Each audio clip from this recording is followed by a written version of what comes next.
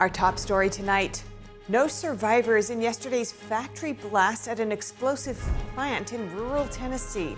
The community reeling from the loss. Homecoming celebrations turn into tragedies in Mississippi. 2 separate shootings left at least 6 people dead and more than a dozen injured. Police say they have someone in custody in one of the incidents. A historic peace deal, new tariffs on China, and a government still shut down. Inside the Trump administration's busy week, we take a look at latest moves from the White House and where the president is headed next. From government shutdown to foreign espionage and the Comey indictment, FBI Director Kash Patel gives insight into the Bureau under his leadership in an exclusive interview with Armstrong Williams. And in football, a full slate of college action today, including a top 10 battle out in Oregon between the Ducks and the Hoosiers. Dave Martin joins us to discuss.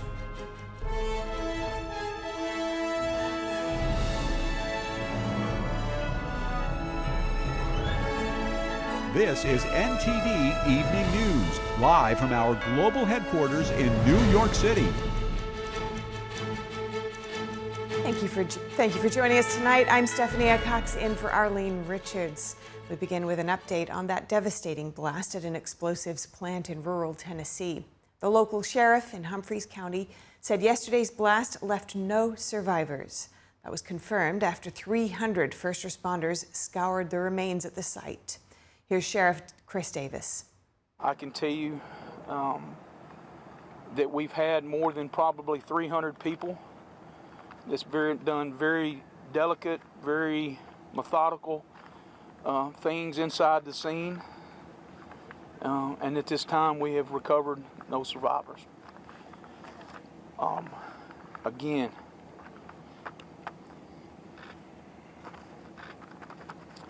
it's a great loss to our communities. Davis said Friday 18 people were missing, and today said it could be assumed anyone who was inside the building is now deceased. The explosion left a smoldering wreck of twisted metal and burned out vehicles at an Accurate Energetic Systems plant, which supplies and researches explosives for the military. The sheriff says it could be days, weeks, or even months before foul play is ruled out. Vigils today and yesterday honor those lost. And over in Mississippi, 2 separate shootings last night. Authorities say at least 6 people are dead and many more injured. In downtown Leland, a shooting after a high school homecoming football game killed 4 people and injured more than a dozen, according to State Senator Derek Simmons. No arrests have been announced yet.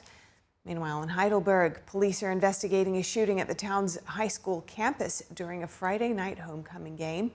2 people were killed, and one of the victims, according to Governor Tate Reeves, was an expectant mother. An 18-year-old is in custody.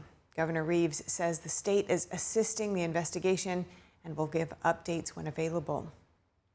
With a ceasefire officially in effect in Gaza, President Trump announced last night that he's planning a visit to the Middle East to mark the peace agreement alongside other world leaders. Trump added that he'll be coming back Tuesday for a White House ceremony honoring the late Charlie Kirk, who was assassinated last month. Yeah, I mean, I'll be there because I'll be going to, I'll go to Cairo. I think that's where we're going, as opposed to the place of the signing. And we have a lot of leaders from all over the world coming too. You know, they've been invited. And then I'm coming back, I believe it's Tuesday night, for Charlie Kirk, a friend of mine, a friend of all of ours, a friend of a lot of the people right here. And we're giving him the Presidential Medal of Freedom. And with the government shut down now in its 11th day, President Trump announced on Truth Social that he's directing Secretary of War Pete Hegseth to, quote, use all available funds to get our troops paid on October 15th, saying they have already identified the funds with which to do this. Trump urged Democrats to open the government, saying he will not allow them to, quote, hold our military and the entire security of our nation hostage with their dangerous government shutdown. Democrats say that any deal to reopen the government must include several priorities, including an extension of Obamacare subsidies.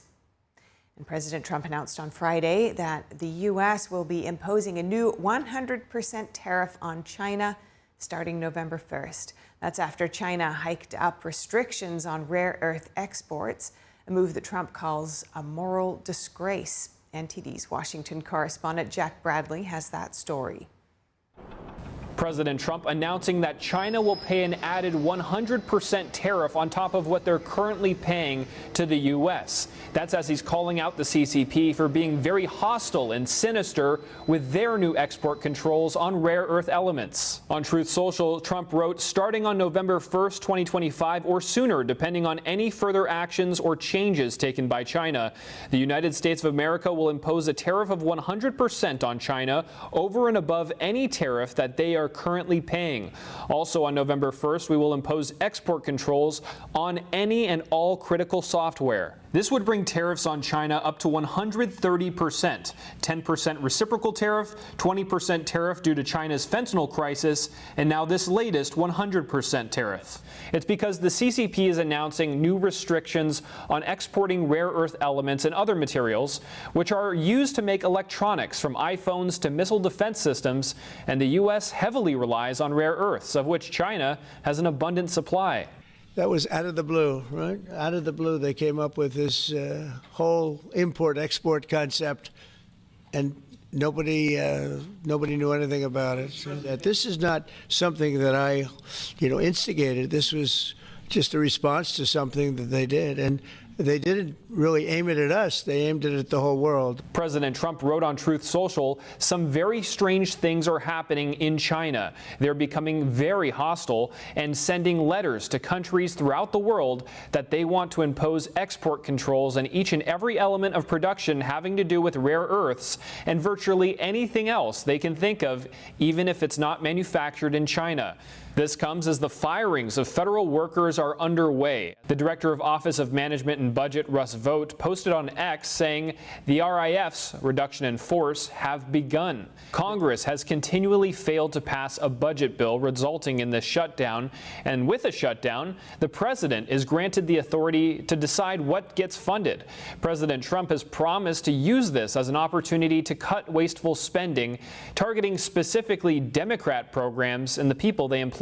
And we'll be making cuts that will be permanent, and we're only going to cut Democrat programs. The White House has not named the specific agencies affected, and these layoffs are separate from the furloughs. About half of the federal workforce remains furloughed as of today. Reporting by Jack Bradley, NTD News.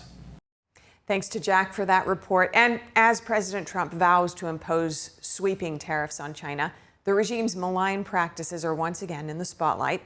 The question is, if the U.S. decided to use the same tactics across the board as the Chinese Communist Party does on them, how would Beijing react? NTD Sam Wong was out on the National Mall in D.C. to hear from the people. Are you concerned about national security threats related to China? Absolutely, I am. In fact, they're out there in Oklahoma. We have several farms that have been owned by China. I think the state government is tweaking that to where that can't be any longer, but nevertheless, there's a reason for them confiscating those farms. I think if the tariffs would actually get us out of the grip that China has on us, I would definitely be for the tariffs. A lot of farmland by military bases, I think that's beyond just buying farmland. Very concerning to me. Oh, I definitely think it's a major threat, stealing our technology and taking it home. We need to guard that and not being able to allow that to happen. I think we've been asleep at the wheel in an effort to, bolster goodwill internationally. But I was a student at the University of Minnesota in graduate school, and this was in the 80s, a lot of Chinese students, and they were nice to visit with and so forth. But I think we gave them a lot of technology. I do think we need to be cautious. Let's say reciprocity across the board. Do you think China's going to allow that? If we do the same thing to them, do you think China's going to allow that? No way. They're not going to allow us to buy anything next to a Chinese military base, so to speak, if it even exists. And we shouldn't allow them to do it. I don't know what they're going to do. I don't think they like it, and I think they want to take some measures. I'm sure there's going to be some back and forth, but I really do hope we extend our country's interests into just protecting specifically the land around our military bases. I doubt if they will. You know, they're pretty centralized decision-making and planning. I mean, we're a democracy, a republic, so it's harder for us to be all on the same page. I can't see that they probably would because they are used to winning over us. And so let me just say it this way. I don't think they're going to let that happen without some sort of recourse. I don't see them doing that.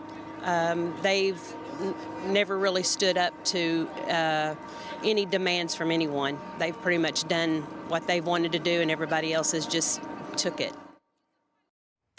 Sam Wong, great discussions and insights there in that report.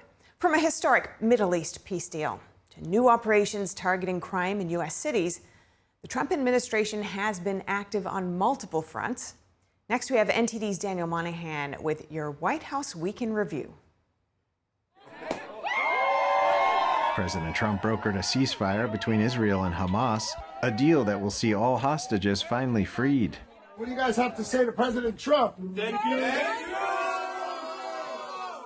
We ended the war in Gaza and really, on a much bigger basis, created peace. It's not an exaggeration that none of it would have been possible without the President of the United States being involved.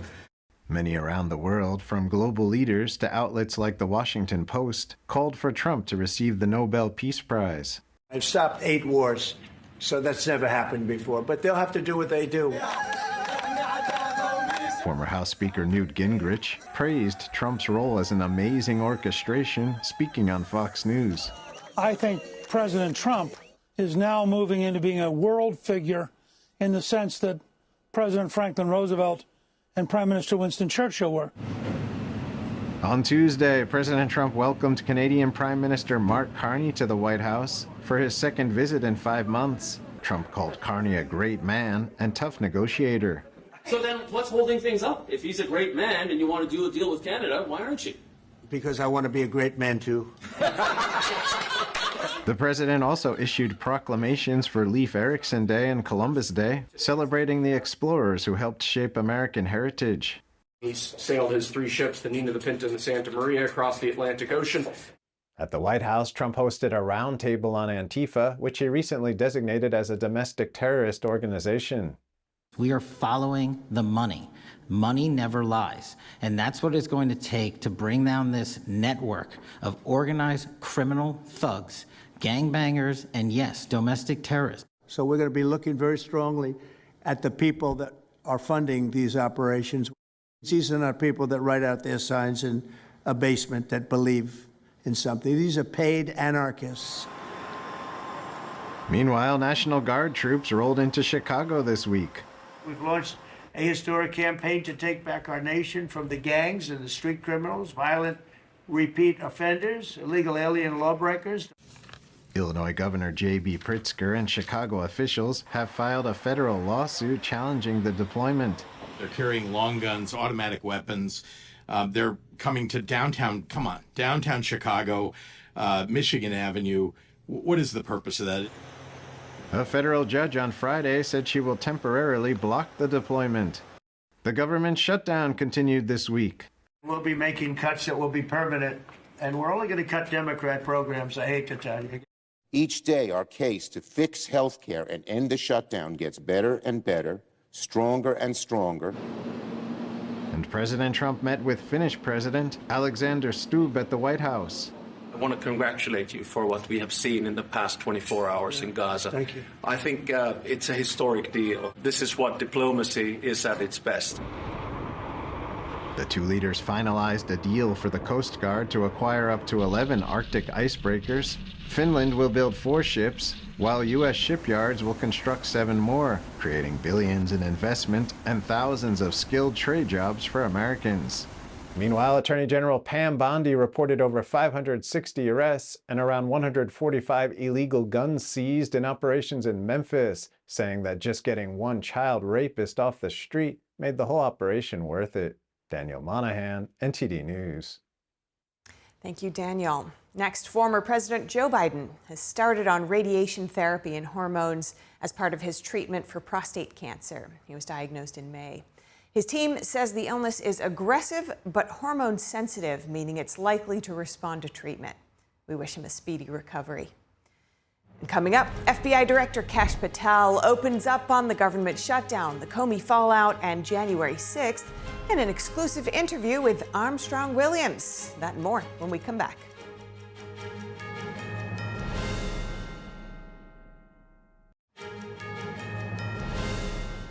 Welcome back. How is the government shutdown impacting federal agencies?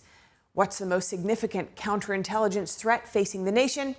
And what really happened on January 6, 2021? In an exclusive interview, FBI Director Kash Patel sat down with Armstrong Williams for an in-depth discussion on these topics and more. Here's an excerpt. How are you impacted by the government shutdown, especially if it's long and protracted? How will that impact your mission? So the beauty of the FBI is that the men and women put this mission first and foremost. And we are accepted from the overall shutdown because of the national security and law enforcement mission that we have. So do they still get their pay? Well, that's the problem. That's the biggest problem. They work, they don't get their pay now. Until this is resolved. Until it's resolved, they'll get their full back pay. But you have to recognize. Can someone work with the same enthusiasm, knowing that members of Congress are still getting paid and all other non-essential and essential employees are not getting paid? So can they still do their job at the same level? It's my job to motivate them to do so, but here's the thing I've learned. I don't really need to motivate them. They've come in with an enthusiasm from the field office visits I've done throughout the country in my 7 months that people who have been here for decades have told me they haven't seen or had. They said they have now been able to do what they signed up to do at the FBI because the red tape's gone and we're letting them be good cops. So I think the enthusiasm's there, and that speaks to the president's leadership and our leadership here at the FBI. Which brings us to this. What is the most significant counterintelligence threat facing our country domestically, in your opinion, right now, from what you see every day? The PRC. Explain. So the Chinese, and particularly the CCP, engage in the greatest level of espionage against the United States of America. And particularly troubling is how they acquire lands and real estate in and around military bases. Particularly troubling, as you have now know, is public Salt Typhoon and Volt Typhoon, where there's penetration of our telecommunication infrastructure. Particularly troubling is how the Chinese are going after our critical infrastructure systems, our water, our energy, and our electrical grid infrastructure systems. We know they've penetrated them. We, the FBI, have been able to produce in record numbers, as I highlighted earlier, counterintelligence arrests of this espionage activity. But we need a whole of government approach. We need to work with the interagency, and we need to get out there and harden our infrastructure, work with mainland China and the PRC, as I've asked them to do, on shutting down not just fentanyl precursors, which are killing Americans in record numbers, but also on their espionage activity. And other nations are doing the same, just not at the same level, to include the Iranians and the Russians and DPRK. Let's bring this home. James Comey, a former director of the FBI, is being accused of lying to Congress on 2 counts. Mm-hmm. There are agents who testified that Mr. Comey did use a source inside the FBI to leak information to the press. There are agents who are still in this building that were loyal to him, who did not want to see this indictment go forward. The Attorney General of the United States, Pam Bondi, just announced that not only are they going to bring the full charges against Mr. Comey, that is only the beginning of people that they're targeting in the same manner. Your thoughts on where you sit as the current FBI director, seeing one of your colleagues who also was the director of this place being indicted, and what does this mean going forward for the FBI in the Trump White House? This is the only thing we haven't talked about. It's the restoration of trust the American public has in the FBI. Don't take my statistics for it. You know it. It was cratering. It was at all-time lows over the prior 2 directors. The restoration of trust comes in my work with Congress, congressional oversight, production of documents, and transparency. That's a piece of it. That's a big piece of it. When we produced 33,000 pages and the prior two directors only produced 4 and 13,000 respectively. That's a big difference of investigations of consequence, everything from JFK to the Charlie Kirk assassination and everything in between. We're making ongoing productions like never before seen so the American people can see, touch, and feel it, and not be told what happened. As to, for me particularly, an individual who is a victim of a weaponized system of law enforcement, a politicization of law enforcement, literally had subpoenas served on me for no legal basis whatsoever. I will never, in this seat, launch an investigation without the appropriate legal and factual basis to do so, and I do not make those decisions. The career. In other words, whereas the people that accuse you of weaponizing the FBI to do the president's bidding is just not true. No, what America should do is look at the people that made those accusations and ask themselves the one simple question that the majority of the media doesn't want to face. Did Russiagate happen? No. And what happened? What did I uncover when I led that investigation, when I was a chief investigator on Capitol Hill, is that a political party hired a foreign intelligence asset to make up information, then get it to the FBI. And the FBI knew and has now admitted it knew the information was false and the source was bad. Even so, they went to a federal secret court, applied for a warrant on their political opponent, and lied to that federal court to obtain that warrant.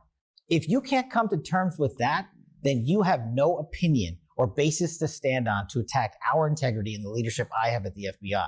Look at the individuals that did that. Ask yourself the tough question in the mirror, not you, the fake news media. I want to prop these people up and say we're the ones weaponizing government. It is the height of hypocrisy to have someone accuse us of doing that when they are the ones that created that maniacal system to satisfy their own egos. They're just pissed that we figured it out, and the guy that figured it out is now the director of the FBI, and the attorney general is a great partner, and she's right. We're just warming up. How do you balance your attorney general got a lot of pushback when it seems as though that they were threatened to punish free speech? Even people on the right became very concerned about what is the bar, because even if the speech that you hate is what separates America from everyone else. How do you balance all this against? Look, it's simple. We will defend your right for free speech to the maximum extent of the law. If that free speech turns into violent activity, you will be arrested. That's it. That's the difference. You can have hateful speech that I don't agree with or you don't agree with, and you and I see it all the time. We're victims of it all the time. But that doesn't make it a violation of the law. And that's how we balance it. We don't make it personal. We never take it personal. And the men and women here at the FBI who run these cases and adjudicate these decisions, and the intel analysts and the support staff that come into work every day, they know that. I see it. I feel it every day. I walk around this building. I meet the folks that are doing it, and I engage with them at a personal level, something I'm told my prior predecessors didn't do, because I want them to have a connection to leadership and the mission that we are leading, which is a mission-first approach to defend the homeland and crush violent crime and bring record-breaking transparency to the FBI. You know, we know the Senate hearings is a kangaroo court. It's political theater. And obviously, you're human too. Yep. And you pushed back, obviously. They accuse you of being the most dangerous person to the mission of the FBI. From those confirmation hearings, if you could do things differently, would you? Or what is it would you like to clarify on the record that the Democrats and their agenda accuse you of? I wouldn't do a single thing differently. I would just ask the media to ask their audience, why is it that the people that continue to attack me can't understand the basic fact that we have proven that they weaponize law enforcement? And do you want to know why they call me Dangerous Armstrong? Because I am, to their fabricated, weaponized system of government. And we are going to bring down the entire diseased temple. And they know that I know what happened. And so their best line of attack is to get the fake news to make personal assaults onto me. And here's how I know, more than anything else, that I'm over the target. The louder they are, the more they scream, the more they don't have a factual point to levy against me. I know I'm doing my job, and I'm not going anywhere. I want to come to January 6th. It is intriguing that 250 FBI plainclothes agents were inside the Capitol on January 6th. I saw the president's tweet to get to the bottom of it. Who placed them there? What were they doing? Were they inciting violence? What can you tell us, Mr. Director? This is a great example of the president's initiative to solve all the answers on January 6th. And it's another example of our transparency efforts. Pursuant to the president, we investigated the matter and found out why FBI agents were placed there in the first place. And it turns out we found documentation and witnesses and whistleblowers that said we were forced to go there to do riot control. Armstrong, do you know what the FBI does not do ever? Riot control. We don't do that. So the prior leadership sent 250 some odd men and women into a situation they're not trained for, put them in harm's way, put the individuals out there in harm's way. And also, those individuals have collectively responded or said beforehand that they were forced to go there. They didn't volunteer to do that. And you believe them? That's their word, not mine. That's what they reported. That's what they wrote down at the time of and stated.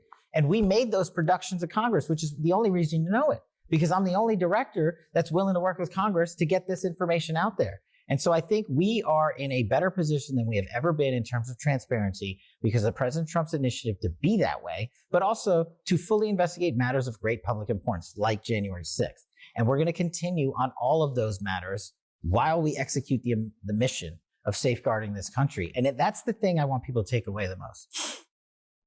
If you focus on one thing, that was a knock at Congress. How are you doing the other thing? Because the FBI does double duty all day long. They do triple duty all day long. That's how good they are. And when you let them do the work and not hover over them and micromanage them, they're out there doing this. Summer Heat, Viper.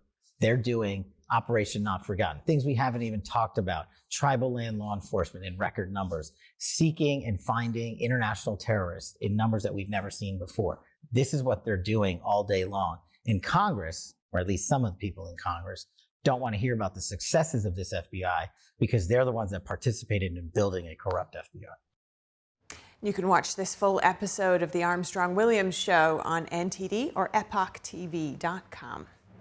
Coming up, in football, a full slate of college action, including a top 10 battle out in Oregon between the Ducks and the Hoosiers. Dave Martin joins us to discuss. And with digital devices everywhere, how can we protect our vision? An eye doctor shares practical tips and reveals what most people don't know about corrective lenses. After the break.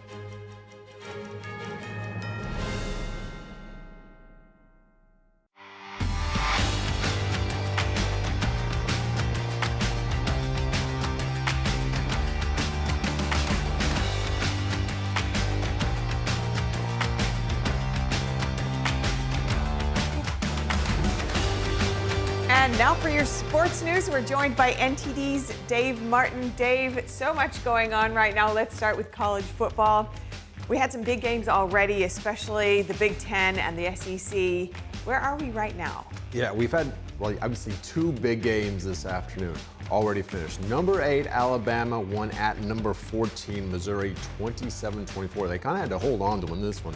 Crimson Tide sealed it with an interception with 30 seconds left at like their own 32-yard line. So Alabama with a win. They're now 5-1 overall, 3-0 in the SEC. For the Tigers, that was their first loss of the season. Meanwhile, the Big Ten, number 1, Ohio State won at 17th ranked Illinois, 34-16. Buckeyes now 6-0 overall, 3-0 in the Big Ten. And in the ACC, we had an upset here. Pittsburgh upset 25th ranked Florida State, 34-31 in Tallahassee.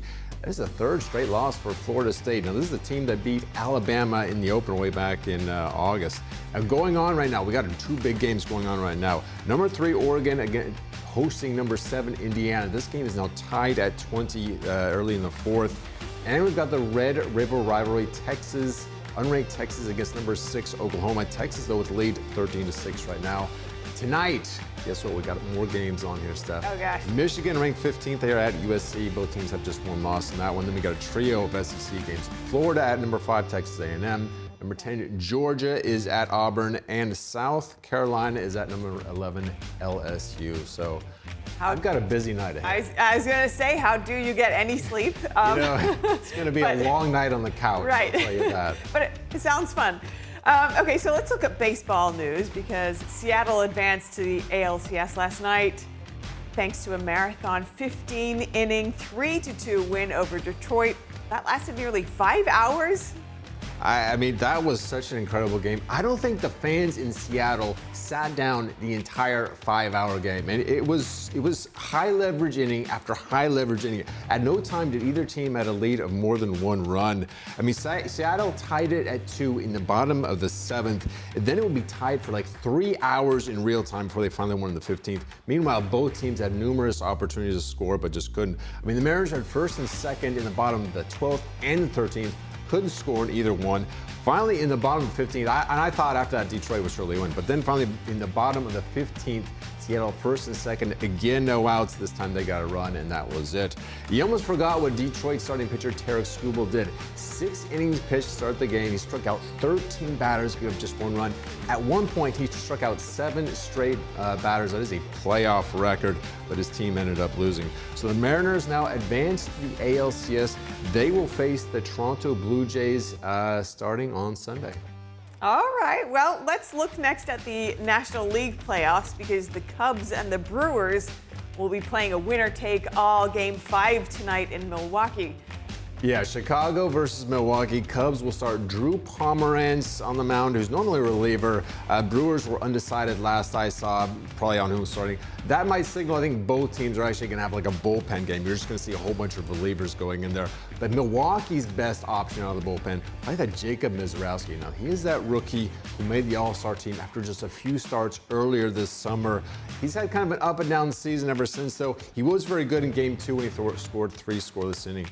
Anyway, that game starts at 8 p.m. Eastern time tonight in Milwaukee. The winner faces the Dodgers in the NLCS. So I'm looking forward to that one too. I'm kind of hoping it doesn't go 15 innings. I mean, that was a long night for me. Once you start watching, you can't stop, you know, until you get a winner, well, you know? Otherwise, it feels like it was a waste of several hours. Right. Well, yeah, so you got to be committed. You do. Okay, let's talking about being committed. Let's look at the Olympics and gymnastics star Simone Biles. She's been asked repeatedly about when she'll compete again in the 2028 Games in Los Angeles. Has she given a definite response? Well, her answer has been consistently non-committal. I'm sure it's hard to pass up competing in her home country right now, but she is 28 years old. She'll be 31 in the Olympics, which is not young for a gymnastics star. But she was recently in Argentina and she was asked about mental health as well as her plans for 2028 Olympics. Let's actually listen to what she said there. So mental health and the topic of conversation surrounding that is still a really, really big stigma around the world and especially in the US because it's not talked about enough. So I think the first step in breaking that stigma is having conversations around it and seeing how we look at it and stop thinking of it as a weakness and thinking more of it as you deserve that help. And I think we've started doing that and we've started having global conversations around mental health and that conversation. And I think so many more athletes are speaking up and speaking out about what they're going through and telling their stories. And I'm still currently in therapy. I go once a week because it's just become part of my daily routine. I used to kind of hate therapy and really scared of therapy and being deemed as weak. And now I know it's just strong and, you know, I'm getting the help that I deserve. So I'm not sure what 2028 looks like, but I will be there at some capacity. I just don't know right now if it's on the floor or in the stands, but definitely want to go and be a part of that movement. Yeah, so Biles, very decorated gymnast. She's won 11 Olympic medals, 23 World Championship gold medals here. So we'll have to obviously wait and see. It sounds like she's waiting and seeing what her plans are for the 2028 Olympics right here in LA. Yes, that would be great to see her here. Let's look at NFL news. Baltimore Ravens quarterback Lamar Jackson missed last week's game against Houston. with a hamstring injury. So what's his status, though, for tomorrow? Yeah, he is listed as out for tomorrow as well. Now, Jackson was injured a couple weeks ago in the game against Kansas City. It's a big deal for the Ravens. I mean, he's a two-time NFL MVP. Last year, he was a runner-up for MVP. They struggled without him last week. They lost 44-10 to Houston. I don't know how that happened. But Baltimore, they've got a bye week then the week after. So it probably makes sense to give him another couple of weeks to heal. I mean, these hamstring injuries can be very tricky, of course. Now, elsewhere in the league, the 49ers will be without Brock Purdy at quarterback. He's got a toe injury. They'll also be without a number of their wide receivers. Got Ricky Pearsall, Jawan Jennings, Brandon Ayuk are all listed as out. Mac Jones will be the one to start a quarterback for them. I don't know who he's going to be throwing to, but anyway, Washington also, they've ruled out their top receiver, Terry McLaurin, from Monday night's game against Chicago. He's got a quad injury. So just an FYI for all of your fantasy football teams there, Steph. Well, I noted, right? I mean, my weekend's already set in play, right? Sure. I checked it all on Friday, but we'll be seeing how the weekend goes. All right. out Well, for sure. I just want to give you the most updated information. Thank you. All right. Thank you, Dave. I heard it right from the source. Dave Martin, great to have you on. Thank you, Steph. As digital devices take up more of our daily lives, how can we keep our eyes healthy? In this episode of Vital Signs, Dr. Ronnie Bunnick, a neuro-ophthalmologist and practitioner of integrative medicine, sits down with Brendan Fallon to share tips you can use to protect your vision and what most people don't know about corrective lenses. You mentioned these near-focused tasks, like using devices. Could you say a little bit about what the effect is of devices, particularly on children developing myopia? Absolutely. And I think to explain, it would be best to illustrate with an eye model, if that's okay. Please. For the audience. So in this eye model, I've shown this before in previous programs, but basically when we look at the eye, we just see the very front part of the eye, but there are many structures inside the eye. So I'm going to give you a peek inside, that there are many, many structures inside the eye, but I'm going to show you one area in particular as I take apart the eye model. This brownish area here is called the ciliary body, and that is contiguous with the iris, which is the colored part of the eye. But there's a muscle in here called the ciliary muscle, the ciliary body muscle, and it's responsible for accommodation. And what that means is basically when we're looking at different distances, our ciliary muscle contracts at different amounts to help us focus images properly onto the back of the eye. So, for example, if we're looking at distance, the ciliary muscle is more relaxed and we're focused for far distance. When we're looking at something either at near, let's say about 14 inches or 33 centimeters, or even at intermediate distance, for example, our computer screen, that ciliary muscle has to contract. So that accommodation process is going on. And we think that when someone is accommodating quite a bit, that may be a trigger in children for the eye to elongate and to get longer, leading to myopia. So going back to your question, Brandon, you mentioned about near tasks, what could this link be between increased near work and myopia? It's because the ciliary muscle back here is constantly accommodating, and it's basically causing a trigger in the eye to elongate. That's what we believe. That's the theory out there. Constantly tight, constantly. Exactly, it's constantly working, and normally, I'll give you some perspective. If you think back to our ancestors in the hunter-gatherer stage of the civilization, most of the time our ancestors were looking in the distance. They were looking far off into the distance. They were, they were monitoring for any threats in the environment, and very little of their world was up close. They didn't read, they didn't usually write for prolonged periods of time. Maybe they did some near work like gardening, things like that, but the vast majority of time for our ancestors was spent looking far in the distance. So this shift from looking in the distance primarily to now most of our world, especially because we're on devices, is right here. And that means that the ciliary muscle is constantly active, leading to this trigger of myopia. So this is kind of like an adaptation or a maladaptation to the circumstance of being constantly looking at devices and being near focused excessively. Exactly, and actually that's one of the strategies we use when we're addressing myopia or progression of myopia. We do encourage our patients, especially children, to spend less time focused up close. So whether that be taking breaks if they're doing any device work or computer work or reading, even reading a book, for example, for hours on end, will stress that muscle of accommodation, that ciliary body. So any kind of near task is going to recruit that muscle and cause this accommodation process. Rather, again, going back to what I said earlier, taking frequent breaks is important to reduce the near demand. So instead of reading for 3-4 hours on end, whether it's a device or screen or book, schedule breaks every 20 to 30 minutes and let your eyes relax and look off into the distance. So you're relaxing that ciliary muscle. In ophthalmology, we call this the 20-20-20 rule, which is basically every 20 minutes, take a 20-second break by looking at an object 20 feet away. So either look at something way across the room or maybe look out the window to allow that accommodation to relax. And then you can resume your near activity.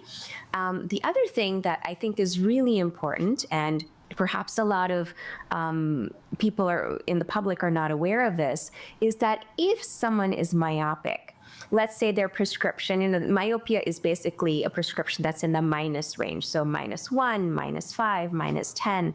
These are examples of myopic prescriptions. If someone is myopic and it's a relatively mild degree of myopia, let's say -5 or less, their natural focal point is actually here, like very close to their face.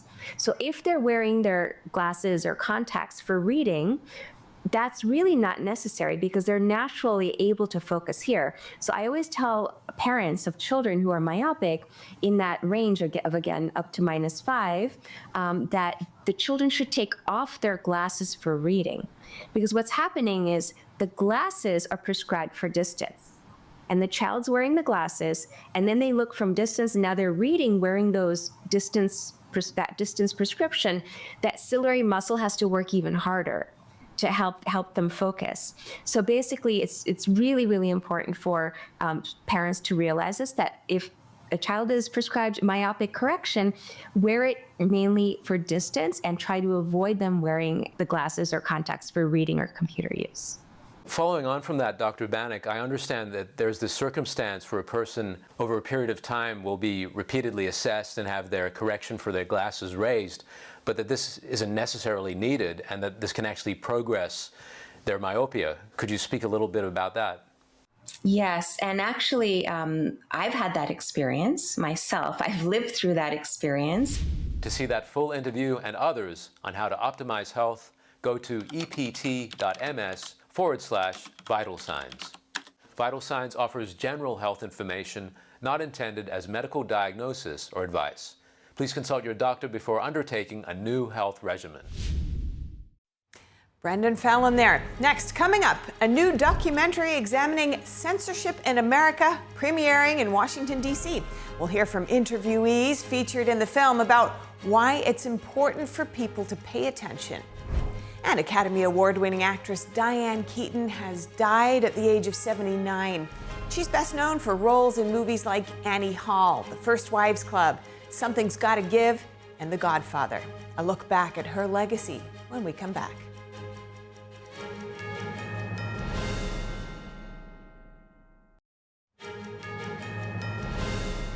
Welcome back. Actress Diane Keaton has died at the age of 79. People magazine broke the news today, citing a spokesperson who also reportedly said there are no further details at this time. The spokesperson added that Keaton's family has asked for privacy in this moment of great sadness.